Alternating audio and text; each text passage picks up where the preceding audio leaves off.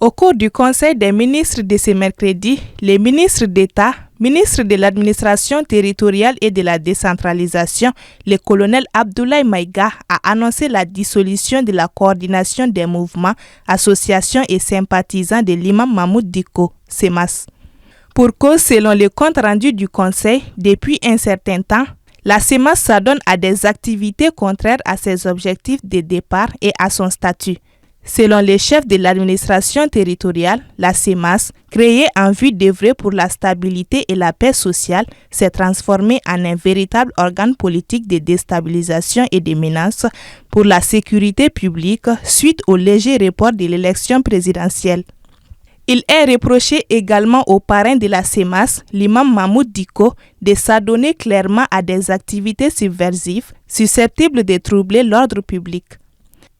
Cette dissolution fait également suite à des récentes visites à l'extérieur de l'imam Dicko et ses rencontres officielles avec des personnalités de puissance étrangères sur des questions d'intérêt national sans l'autorisation des autorités du Mali. Cette circonstance, selon le ministère de l'administration territoriale et de la décentralisation, constitue un manquement aux dispositions statutaires de la CEMAS et une atteinte aux intérêts supérieurs du pays, selon le communiqué. La dissolution intervient également alors que le retour de l'imam Dicko est annoncé pour bientôt.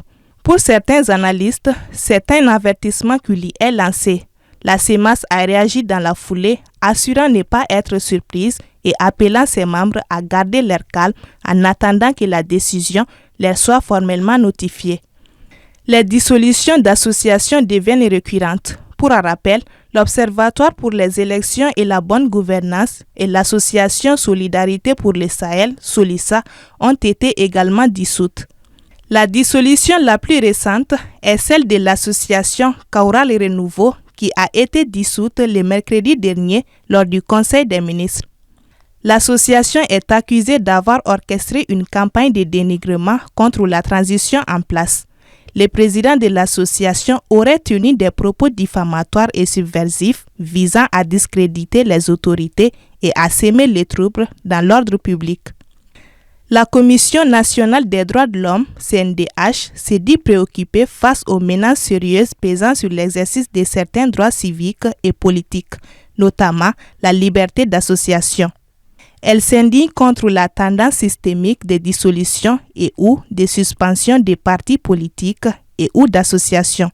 Elle a par ailleurs rappelé les responsabilités de l'État sur la protection des citoyens et sur la garantie des libertés fondamentales comme la liberté d'association, conformément à la réglementation, en tout temps, en tout lieu et en toutes circonstances.